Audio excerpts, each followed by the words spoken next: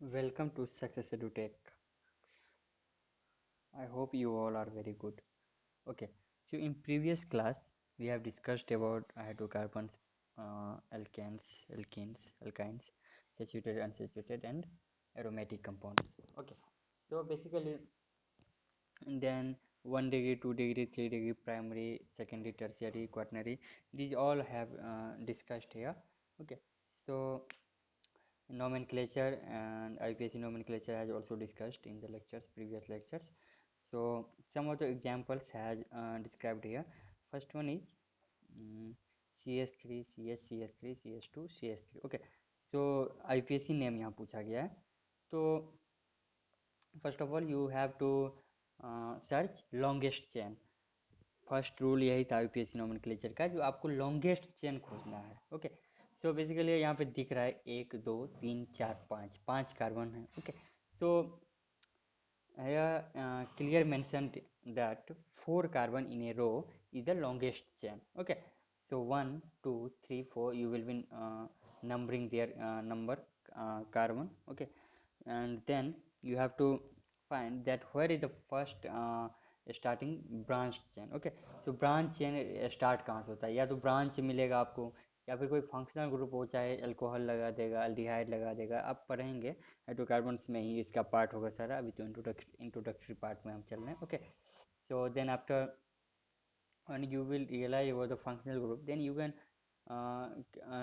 see calculate the functional group में भी होता है. यदि दो तीन फंक्शनल ग्रुप लग जाता है तो फिर आपको वो नेम वाइज स्टार्ट होता है. ओके, सो अभी देखते हैं फिलहाल. Okay, so 1 2 3 4, here it is mentioned that 4 carbons in a row is the longest chain. Okay, then after you have to search that where is the branch or where is the functional group branch is started. Okay, तो जहाँ से functional group या branch start होगा उस nearest carbon को आप number 1 दोगे. Okay, तो जो जहाँ से ब्रांच स्टार्ट हुआ उससे लेफ्ट वाले सी को आप 1 दोगे, फिर सेकंड सी एच वाले को 2 दोगे, सी एच टू वाले को कार्बन 3 दोगे, और सी एच थ्री वाले को लास्ट वाले को 4 दोगे. ओके, तो देखिए उसके बाद जब आपको ये आप लिख डालोगे उस पर, तब आप देखोगे जो ब्रांच चेन किस कार्बन पे स्टार्ट हुआ है.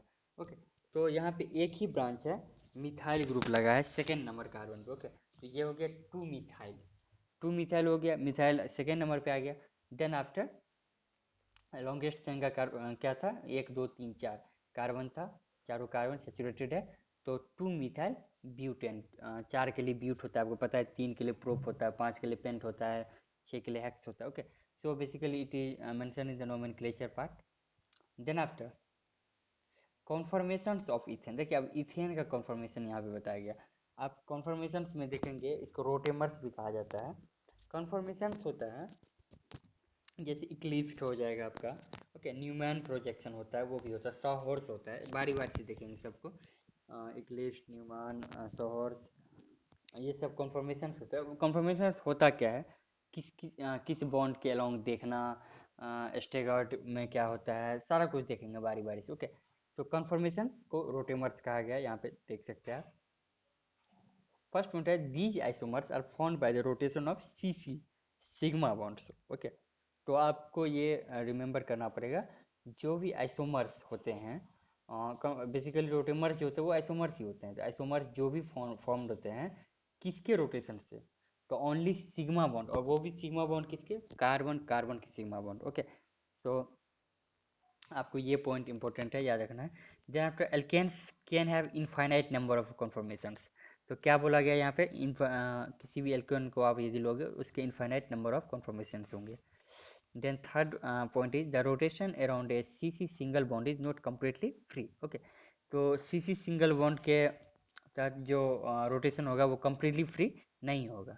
ठीक, उसके बाद देखिए it is hindered by a small energy barrier of 1 to 20 kilo joule per mole due to weak repulsive interaction between the adjacent bond. अब देखिए एडजेसेंट बॉन्ड जो होता है कार्बन कार्बन का, उसमें रिपल्सिव फोर्स लगता है, वो कितना जूल का होता है, 1 से लेके 20 किलो जूल पर मोल के बीच में. ओके, तो ये स्मॉल एनर्जी बैरियर से हिंडर्ड होता है, ये मैग्नीट्यूड भी दे दिया उसका.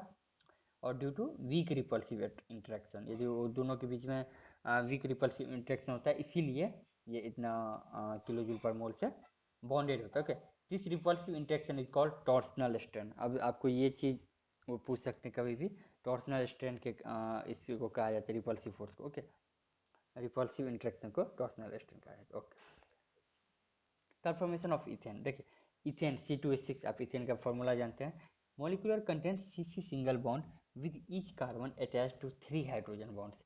अब देखिए जैसे C2H6 है तो आप कार्बन दोगे, उसके बाद फिर सिंगल बॉन्ड, फिर कार्बन दोगे, तो दोनों कार्बन के बीच थ्री थ्री हाइड्रोजन एटम से वो सराउंडेड होगा, तभी तो उसके 4 बॉन्ड पूरे होंगे, टेट्रावैलेंसी कंप्लीट होगा उसका। ओके, फिर लिखा है keep one carbon atom stationary and rotate the other carbon around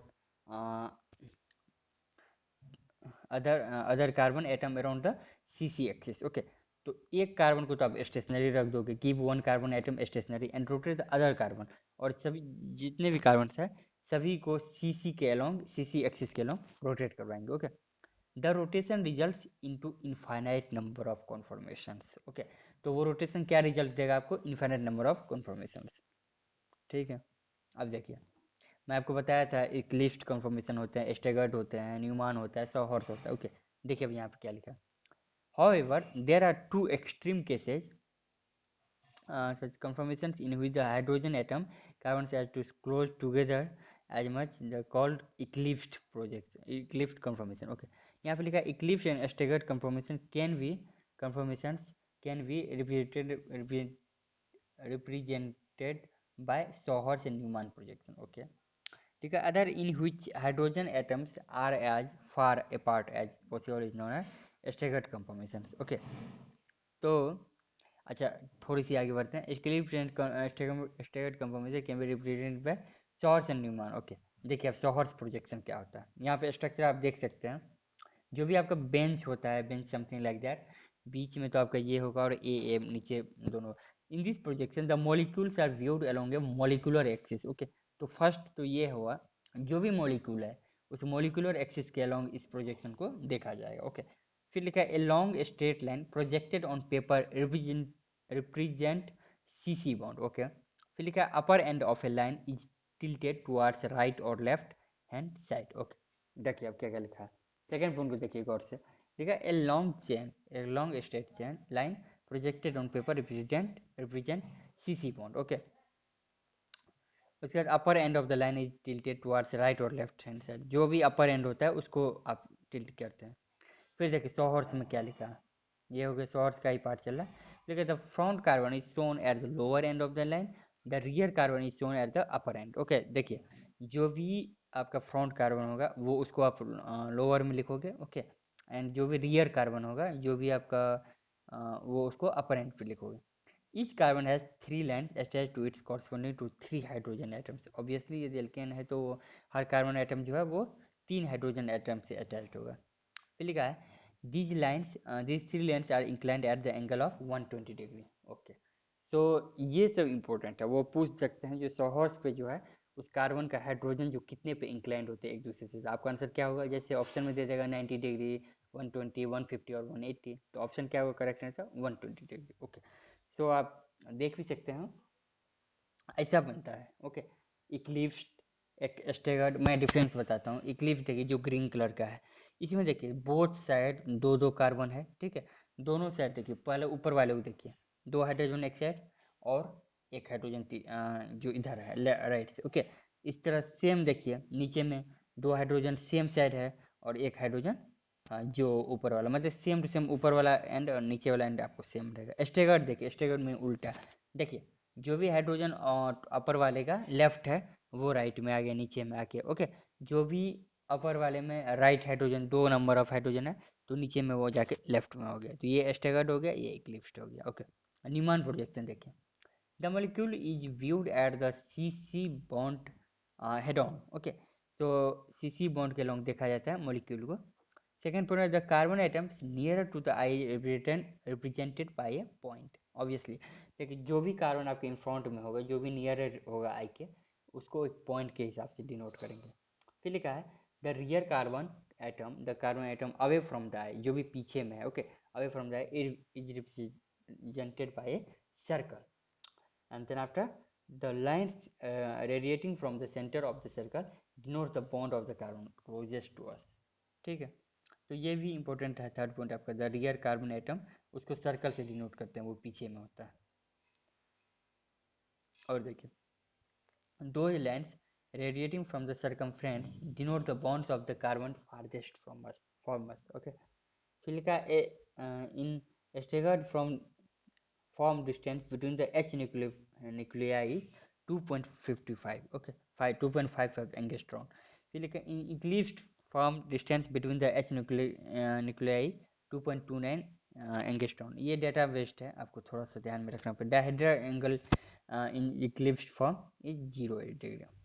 ठीक है, dihedral angle in staggered form is 180 degree. देखिए इसमें क्या है, रियर कार्बन नियर कार्बन जो भी है आपका, देख सकते हो 180 डिग्री पे ये प्लेस्ड होता है। फिर देखिए न्यूमैन पोजीशन स्टैगर्ड कन्फर्मेशन क्या होता है। देखिए आप तीनों एच का, देखिए कार्बन का जो बीच वाला कार्बन उसका तीनों एच है। फिर देखिए स्टैगर्ड कार्बन स्टैगर्ड कन्फर्मेशन है। ओके, ये आप देख लिए। फिर न्यूमैन प्रोजेक्शन देख लिए। न्यूमैन प्रोजेक्शन भी देखिए जस्ट इसके पीछे है, आप देख सकते हो न्यूमैन प्रोजेक्शन के जस्ट पीछे है उसके। फिर क्या न्यूमैन कन्फर्मेशन इक्लिप्स्ड कन्फर्मेशन था ये। Okay, remaining conformation are called skew gauche conformation. Okay, उसके बाद तो ठीक है, ये यहाँ तक हम लोगों ने देखा है।